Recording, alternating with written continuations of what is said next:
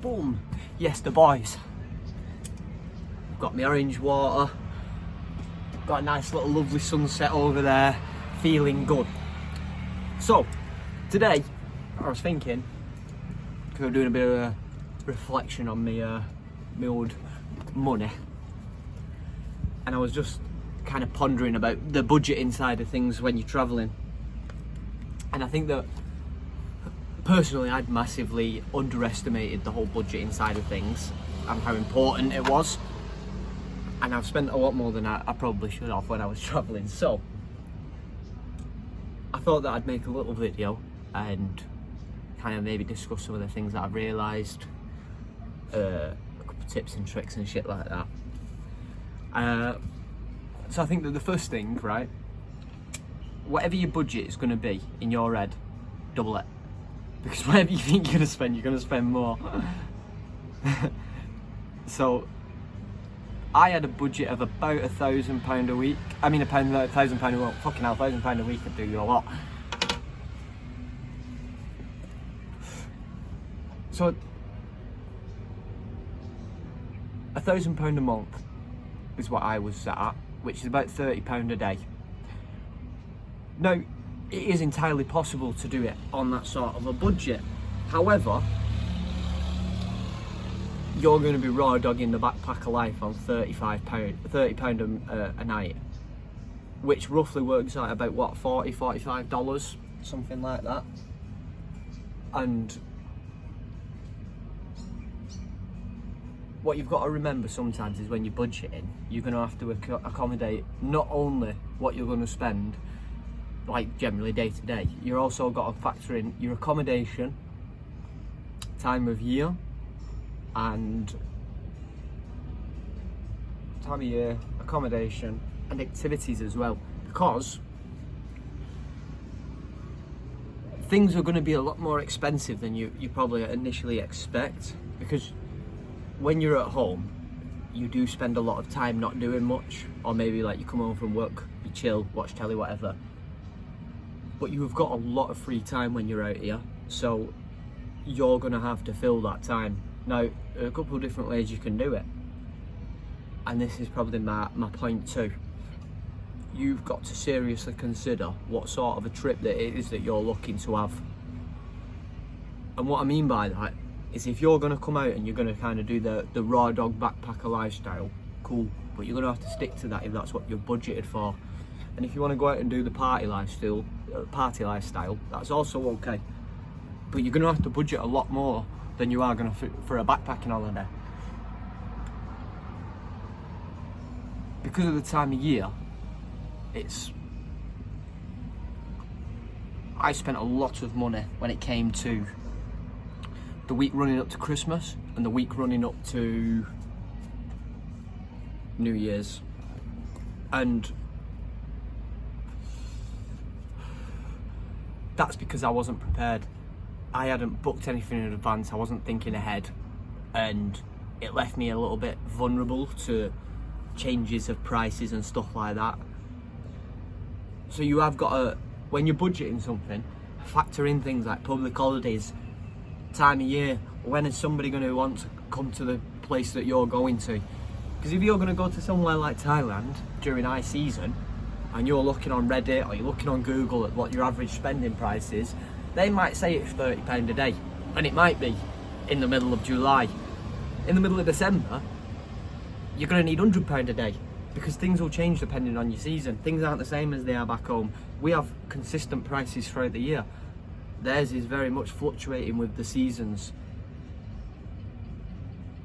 I think if I was to give somebody a recommended budget, I would say £50 a day. £50 a day is going to get you your accommodation, it's going to get you your food, and it's going to get you at least one activity.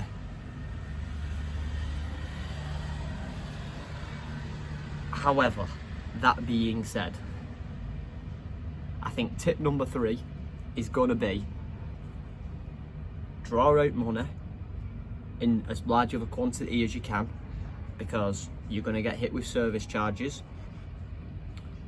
And when you've got that cash out, separate it. Figure out, right, what's my budget for today? If it's 2,000 baht, which is 50 quid, pull 2,000 out, keep it in your wallet, put the other 8 back away, or 10 or whatever you've got, stick that away.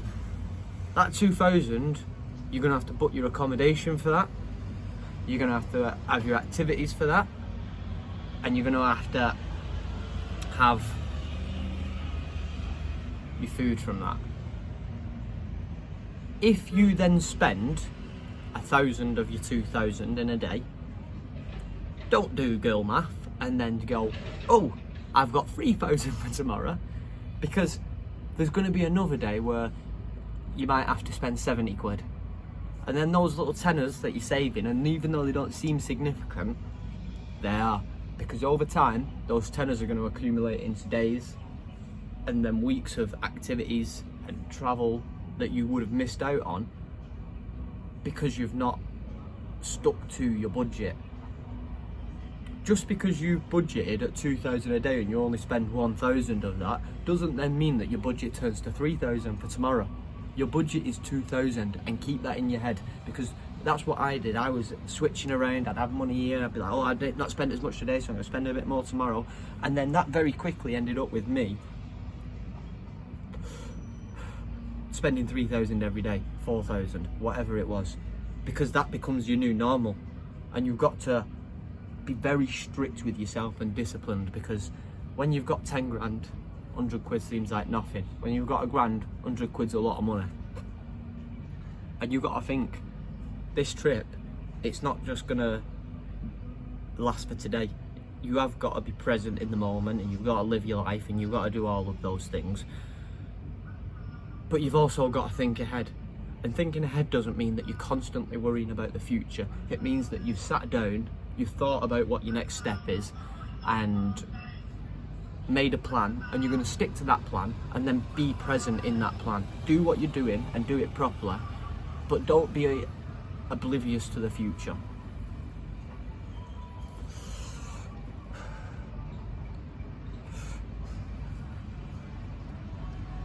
I think point number 4, location, location, location.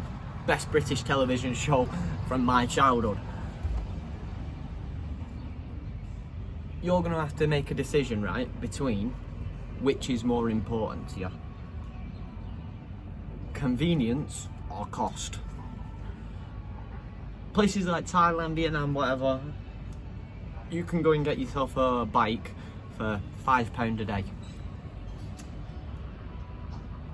That then allows you to go further out of the city of wherever you're staying, which then means that prices are going to drop significantly.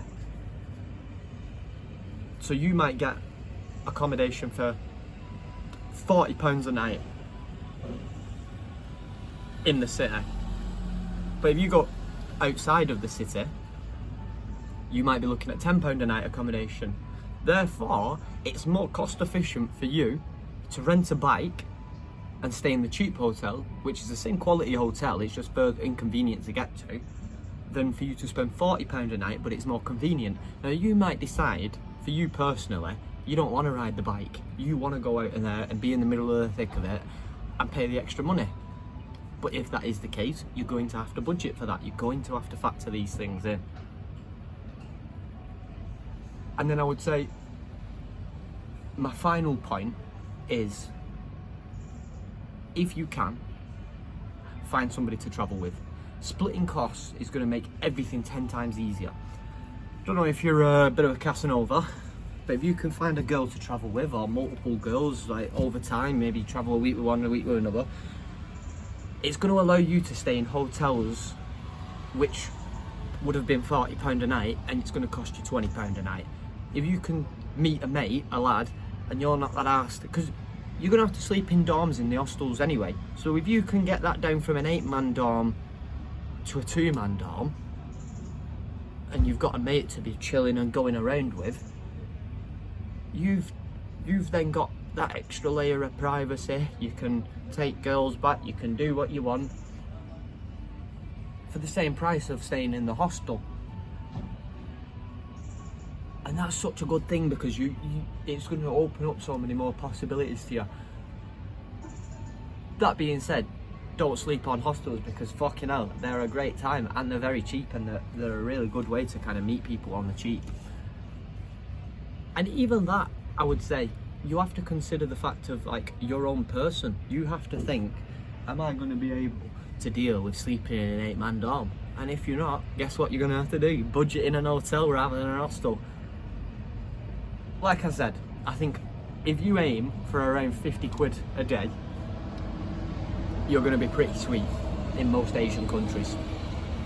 You're not going to be living like a king, but you're going to do all right for yourself. And at the end of the day, do we really need to live like kings?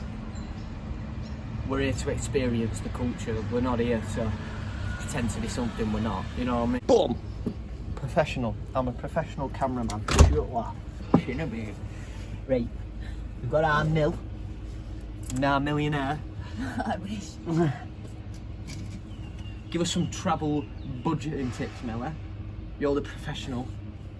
You could have prepared me for this. I don't have any budgeting tips. Yeah, you do. No, I don't. Yeah, you do. You're not leaving. She's trapped. I don't budget. Exactly. And tell them why that's a bad idea. I don't want to be in your video. Yeah, you do. Don't. Well, that was a great set of tips, as you can tell. Alright, I'm gonna put it in. I'm gonna put a little bit of it. Just a little bit. Just a little bit. I'm gonna put it all in. She can't see me, she can't see what I'm saying. She can't read my lips from over here, so I'm safe. Don't worry, boys, I've got it all in. I'm gonna be in trouble though. Oh! On a quick side note, do wait a moment. Let me show you my collection. Where's your drink? I want to show them the collection. Come on here.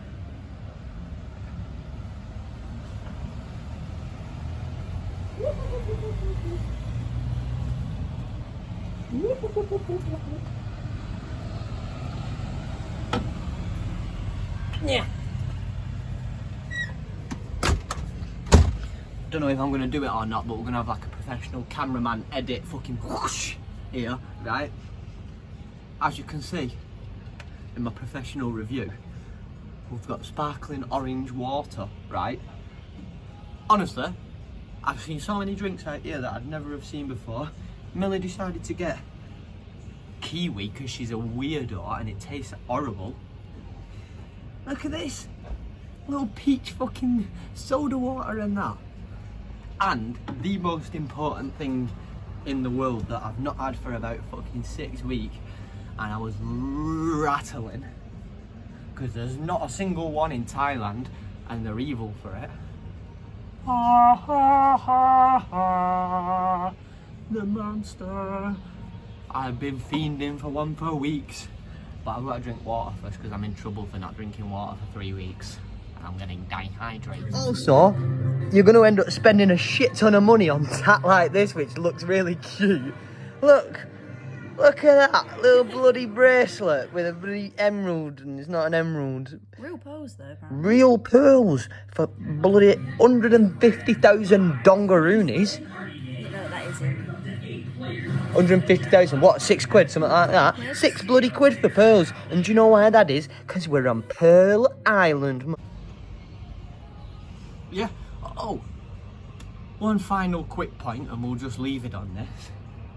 Don't know if you're like me, but make sure you factor your weed in because you're going to spend a lot more than you thought you would because it's so accessible. And on that, I think we'll leave it there.